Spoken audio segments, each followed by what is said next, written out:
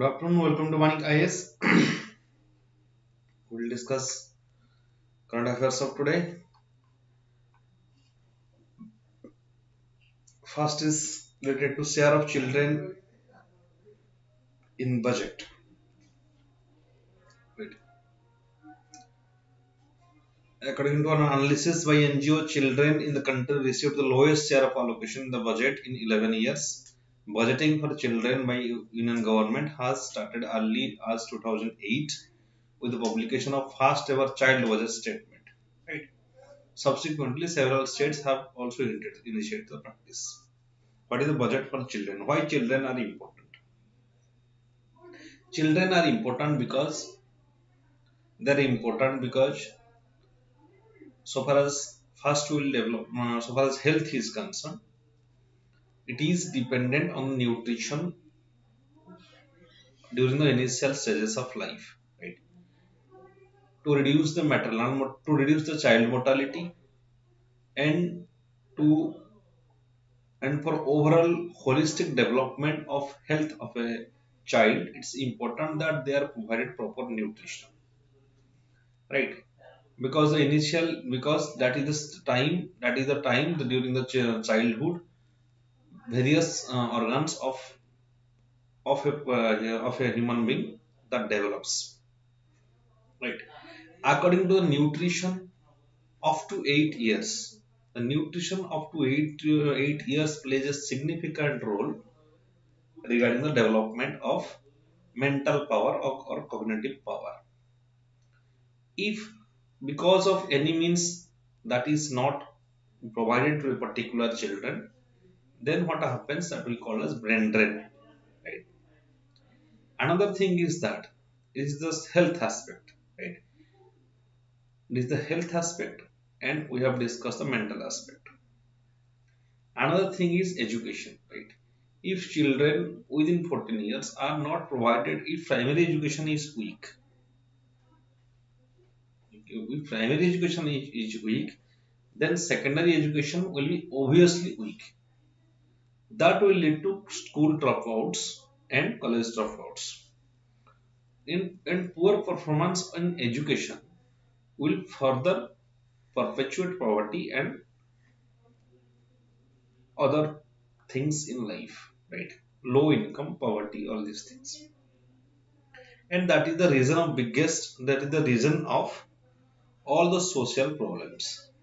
So if we'll consider the our country after 20 years, then it is we have where it will go, right?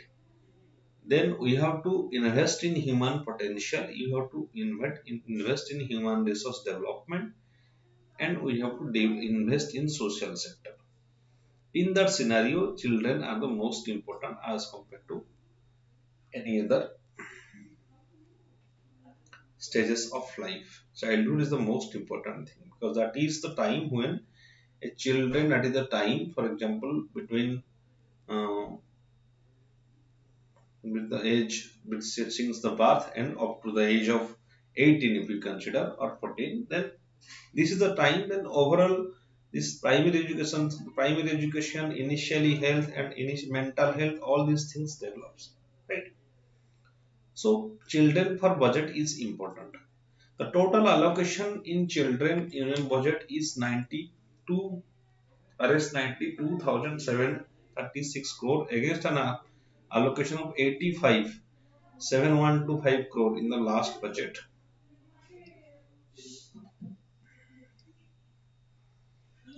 This is an increase of 8% in absolute terms. It's not proportionate to the increase in total expenditure in the union budget.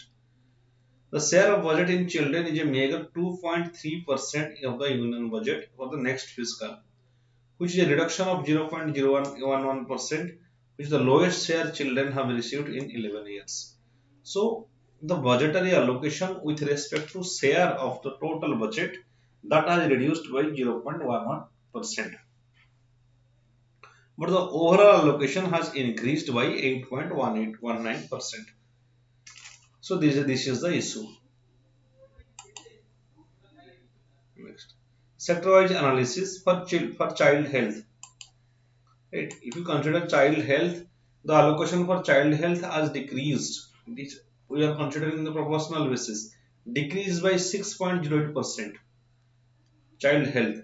The most important child health schemes are NRHM, National Rural Health Mission, RCH Flexible, which has observed reduction of 8.22%. Then flexible address needs of health systems, strengthening reproductive, maternal, newborn, child, and adolescent health of the states. So, as the allocation for child health is reduced by 6.08%, that is going to affect the reproductive, material, newborn, and child and adolescent health health of the states. Next, child development program. We have seen a drop of 10.97% allocation of next fiscal at 17,000 crore, 17,826 crore. This includes supplemental nutrition and Anganwadi services. Schemes for children such as Poson 2.0, that is related to reducing malnutrition or providing midday meal scheme, which provide integrated benefits to women and children, didn't get any additional funds in the year, right? So Poson 2.0, especially which is there to improve the malnutrition condition of children and women, then the anemia condition of women, that didn't get an additional funds this year. The estimated budget sanction is 10,000 to 34 crore has been sanctioned to Pradhan Mantri Poshan Shakti Nirman PM Poshan program. Last year it was also the same, right? So national program for midday meal scheme and provided this scheme was earlier known as national program for midday meal scheme. This Poson 2 scheme was national program for midday meal schemes and provide hot cooked meals to children the ages between 4 to 6 to 14 years. So two things we have to and we have to think here that the allocation for child health has decreased in 6 by 0 6.03 so far as the share with as compared to the previous year is concerned, right? This will affect the reproductive maternal health, reproductive health, newborn health, and child and adolescent health. Second thing is that there is no extra allocation for person 2, that is allocated for midday meal scheme or to reduce the anemia in women. Next thing is that the drop of 10,097% in allocation, for example, for child development program. Right? That is for Anganwadi centers. Next, child education. The share of child education has witnessed only a marginal increase 0.3% from 1.7% of the current fiscal. So it is marginal increase in child education, right? One class one TV channel program announced in the budget is a difficult mode of learning for children. One class one TV channel program of PM-E-Vidya will be expanded. PM-E-Vidya PM-E-Vidya that will expanded from 12 to 200 TV channels. There will be 200 TV channels that will be PM-E-Vidya that will address the issues of online learning. Then for protection and welfare of children, schemes for protection and welfare of children clubbed under Mission Bashchalaya. Mission Bashchalaya. of the Ministry of Child and Women who received a 14,000 crore. This is 65% more than the fiscal, but below the allocation 15,000 crore before the scheme was restructured. So, even here also, one thing is that we know that for child education there is marginal increase in the fund allocation, and also there will be one class one TV channel. One class one TV channel program was announced for in which the PM Vidya will be expanded from 12 to 200 TV channels. Next thing, Mission Bus Ministry of Women and Child received only 1,472 crore. This is 65% more than this fiscal, but allocation below the allocation of 15,000 crore. Right. So these are the areas where the budgetary allocation towards children has reduced, which is a cause of concern. And what are the issues of budgeting children? What are the issues of budgeting children? Budgeting children by Union government has remains limited, being a mere annual accounting exercise culminating the publication of child budget statement by simply collating relevant budget heads across the departments. The alone does little to address the core objective of the remaining responsive to the special need of children. Lack of responsibility from state governments.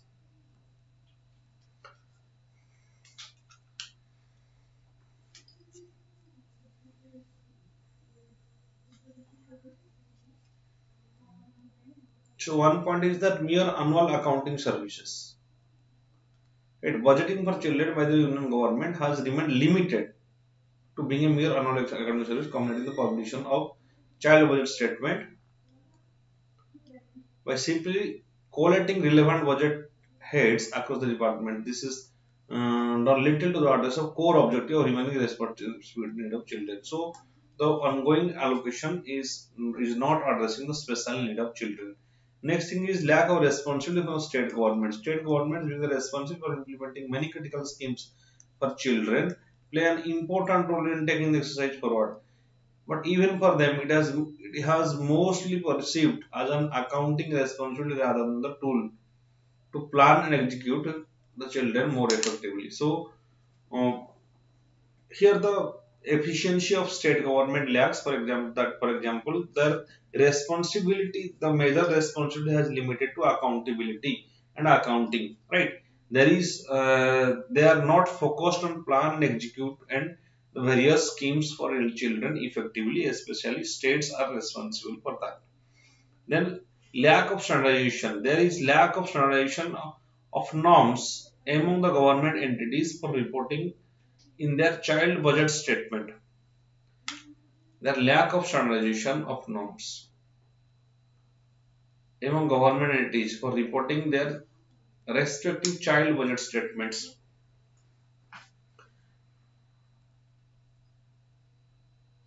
Yes, so there is arbitrary reporting, that is lack of standardization. So these are the various issues regarding budgeting of children, lack of standardization, and one more thing is that lack of response from state governments, and third is it is a mainly accounting service and implementations are not focused. What about the state of children in India? It's very important. So children in India, the NFHS 5 survey revealed mixed picture of child health nutrition. In one hand, definite positive like reduction of child mortality rates. We have seen reduction of child mortality rates, but still it is there, right? We have seen reduction of child improvement in the levels of nutrition indicators like stunting and wasting. And yes, stunting and wasting has reduced less than 35%. On the other hand, incidence of anemia among children has gone off. Anemia has gone off. All those things has reduced, but anemia has gone off in NFHS 4 to an alarming level of 67% one to this round. Leading experts point out that more efforts are needed to meeting the 2030 Sustainable Development Goal targets. ESSER surveys finding.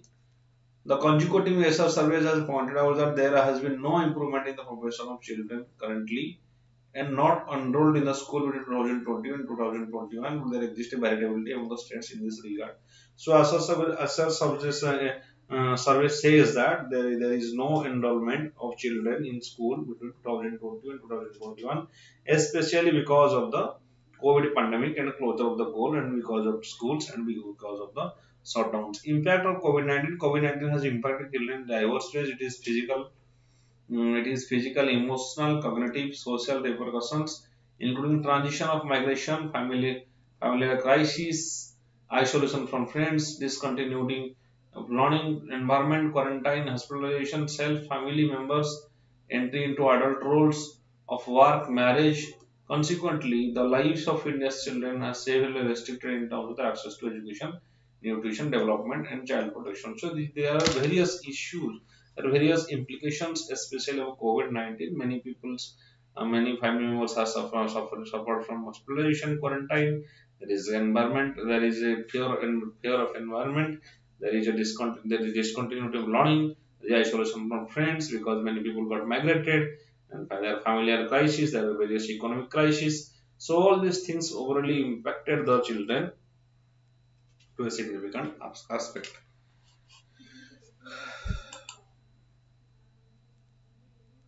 Then what should we do? Orientation of government official working on child-related interventions through capacity building programs is important. Not only the reporting in the CVS, but also enabling them to design schemes better, to enabling them to redesign schemes better and monitor the progress on a regular basis. So monitoring and redesigning the schemes are important. Then what an outcome orientation of the budget of children is essential. We have to focus on outcome, right? The outcome and monitoring. We should focus on outcome and monitoring and redesign the schemes.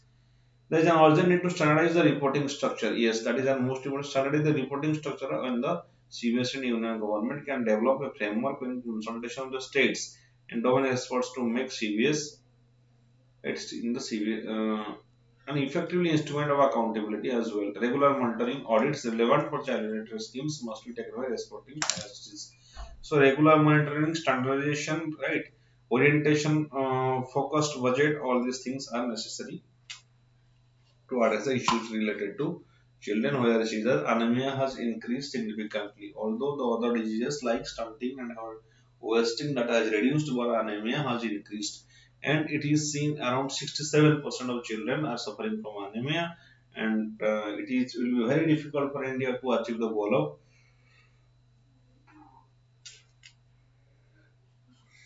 2030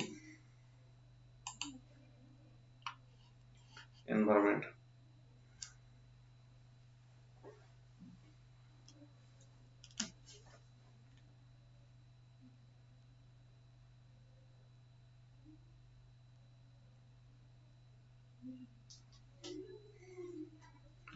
Recently, World Economic Forum National Institute of Urban Affairs signed a MOU to collaborate on a jointly designed Sustainable Cities India program.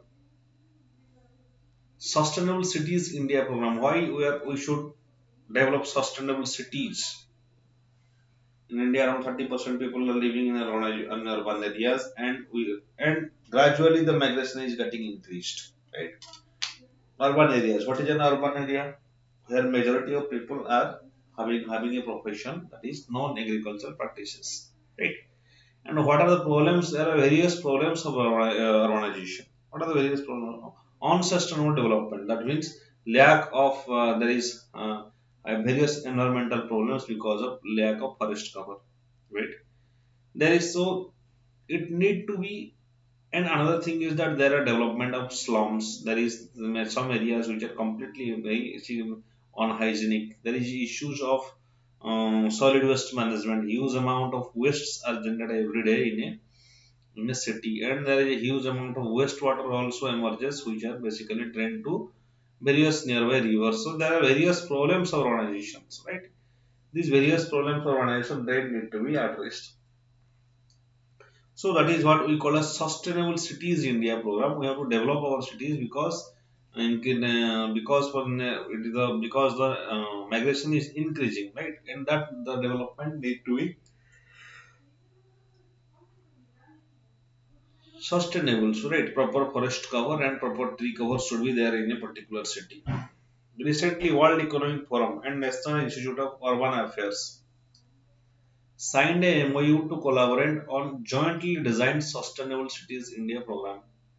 The Sustainable Cities India intends to enable cities to decarbonize a systematic and sustainable way that will reduce emission and deliver resilient and equitable urban ecosystem. Right. So this is why World Economic Forum and National Institute of Urban have signed a MOU, right, to collaborate jointly Sustainable Cities India program. However, for prelim it is important. World Economic Forum and National Institute of Urban Affairs (NIUS) signed a MOU to collaborate on a jointly designed Sustainable Cities program. The Sustainable Cities India intends to enable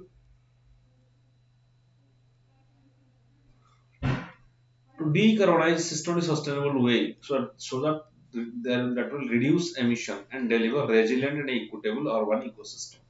So these two organizations, one is NIUA and World Economic Forum, both are working on a project or signed MAU to reduce the emissions and deliver resilient ecosystem. This initiative in synergy with India's commitment to turn net zero by 2070 at a climate mitigation at COP26.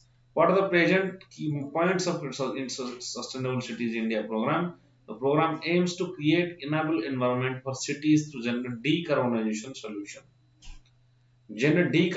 solution across energy, transport, build environmental sectors, all these things. Energy, transport, and build environmental sectors.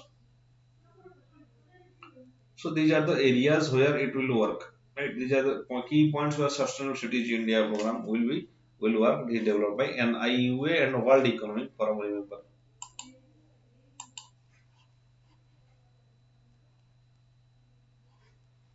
the city spirits process.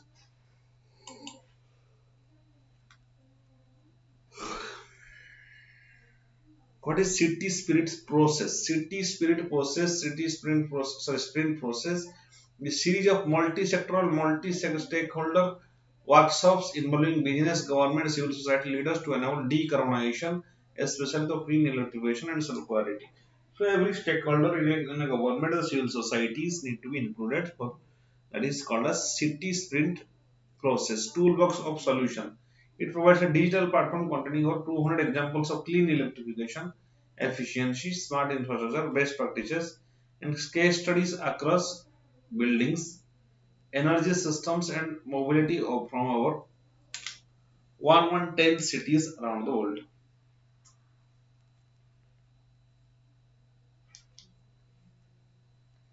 There are two toolbox solutions. One thing is I call a city sprint process that is related to multi-sector participation and toolbox solution. So this is a digital platform over 200 examples of electrification, efficiency, smart infrastructure. So best practices over 110 cities of world so that we can adopt those things which are suitable for us and best for us. What is the need for decarbonization? As per World Economic Forum Global Risk Report 2022, densely populated countries that are highly dependent on agriculture, such as India, especially vulnerable to climate insecurity. Right? The need of decarbonization is that we are vulnerable to climate insecurity. Every year we are witnessing various types of floods and cyclones, right? Cyclone, flood, droughts in various parts of India, right?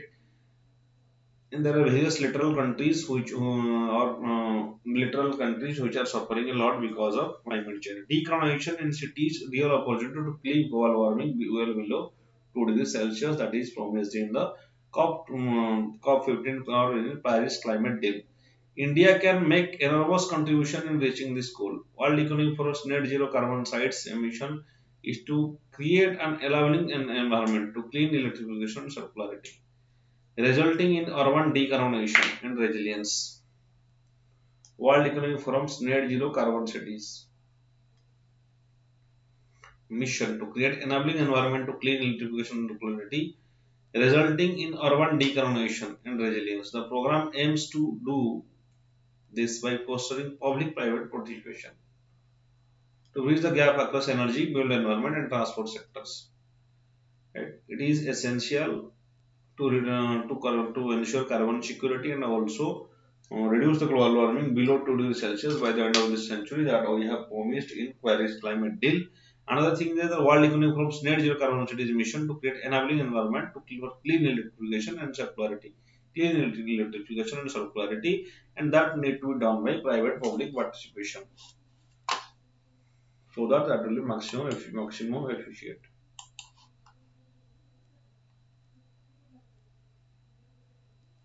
What is this NIUA? This is National Institute of Urban Affairs. Established in 1976. National Institute of Urban Affairs, established in 1976.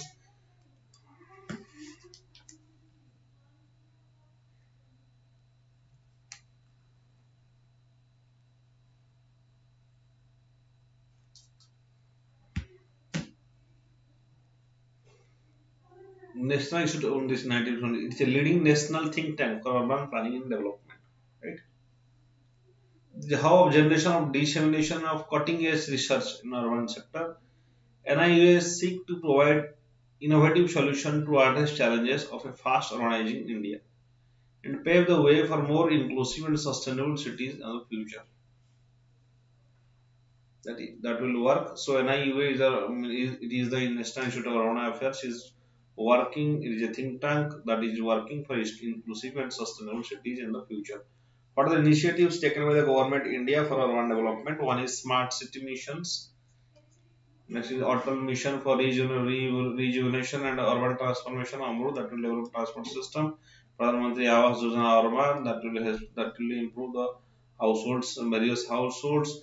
An Integrated Command and Control Center, ICCCS, Climate Smart Cities Resilient from 2.0, and TULIF, that is the Urban Learning Intercity Program. So these are the various schemes by government for development of urban areas.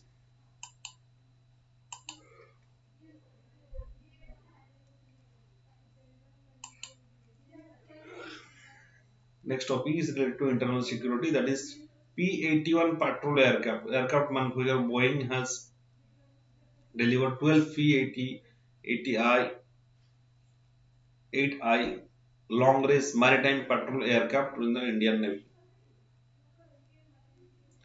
It completes follow on the clause for four additional P80I aircraft contracted in 2016. What is the details of P80I aircraft? It's a long range maritime. It's a long range maritime reconnaissance and anti-submarine warfare aircraft. Long range maritime reconnaissance and anti-submarine warfare aircraft, that is the P80I aircraft. It is in Indian. It has an Indian variant that is of P80 Poseidon aircraft that Boeing company developed as a replacement of US Navy's aging P3 fleet. With a maximum speed of 903 km per hour, with an operating range of over 1200 nautical miles, P80 protect the threat and neutralize them if required far before they come anywhere near the source. So it has a very high speed, that is 907 km per hour, and operating range is over 1200 nautical miles. So India that will safeguard India's the exclusive economic zone, right, in the shore areas, and it can reach anywhere. Next, Indian Navy has become first international customer of P8 aircraft in 2009.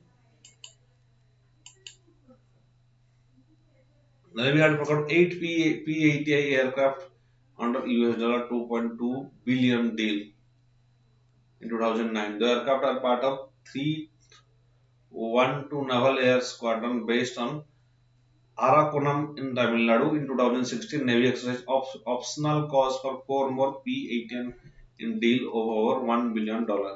Further, in May 2021, US State Department approved a possible sale of 6 additional P-8I aircraft and related to equipment to India. 6 P-8I will come and installed with encrypted communication. And since India has now signed fundamental agreement of communication compatibility and security agreement, that is COMCASA with US.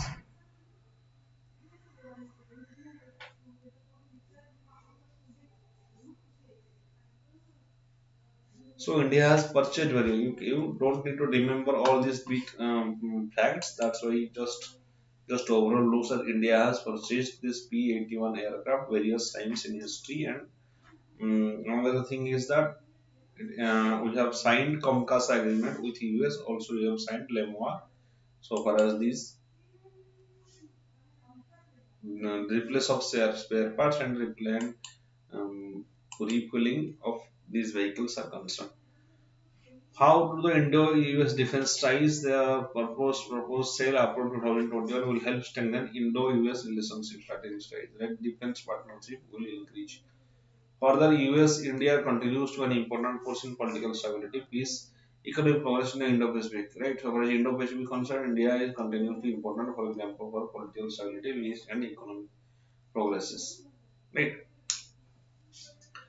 India is a major partner in for Indo-Pacific. That's why USA has developed Quad with counting Australia and and Japan to establish peace and security in Indo-Pacific and to reduce the aggressiveness of China. That the mission is called as Quad, or the organization is called as Quad.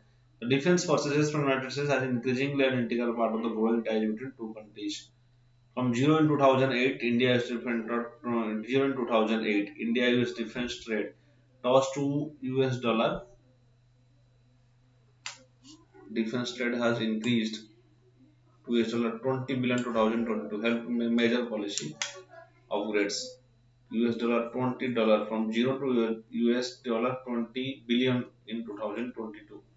US has designated India as major defense partner. India is major defense partner of USA and then granted same access to defense technology as NATO allies. Same access to defense technology NATO allies, Australia, Japan, and South Korea, and our strategic trade authorization STA in 2018. So India have become equivalent to NATO allies and get major defense partner status in 2016.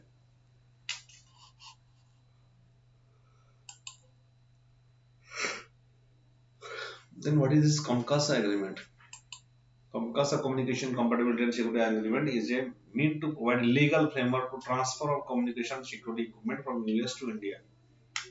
Remember why this is signed? It is signed to legal framework for transfer of communication security equipment from US to India to facilitate interoperability between the two forces. That is, both forces can exchange their goods and services.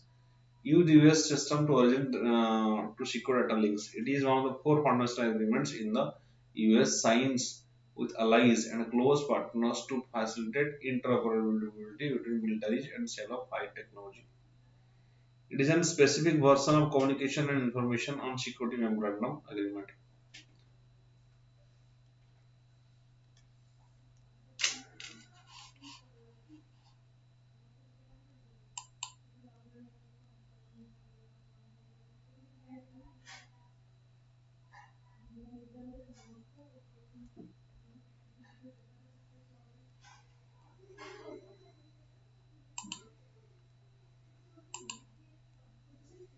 So, what are the other agreements that are signed between India and US?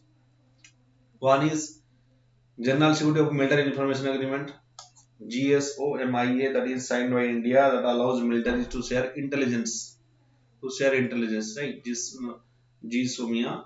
Then Logistic in Exchange Memorandum Agreement, LEMOA, signed in 2016, allowed the countries to access designated military facilities for refueling and replacement. Then COMCASA SISMA, it is signed by 2018. Communication Compatibility Security Agreement, India specific version of SISMA. And Basic Exchange Cooperation Agreement, it is signed in 2022. BECA allows India and US military to share geospatial and satellite data with each other. That is BECA.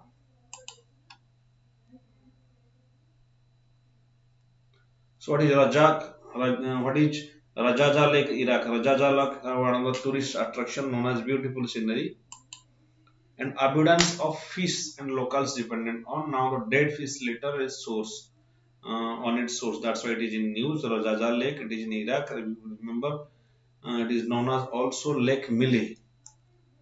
Rajaja Lake is also called Lake Mili, or in Salt Lake. It is situated between Iraq's governorates Anwar and Karbala, the second largest lake in Iraq. Rajaja Lake, second largest lake in Iraq, is a part of wide valley includes lake of Hawaniyaha, Tharthar, Bahar, all Najaf. Like the Tharthar is the largest. Tharthar is the largest. Tharthar is the largest lake in Iraq, and Rajaja is the second lake. So this is very important for your geography paper this year. The lake was constructed in America to control the floods and the Euphrates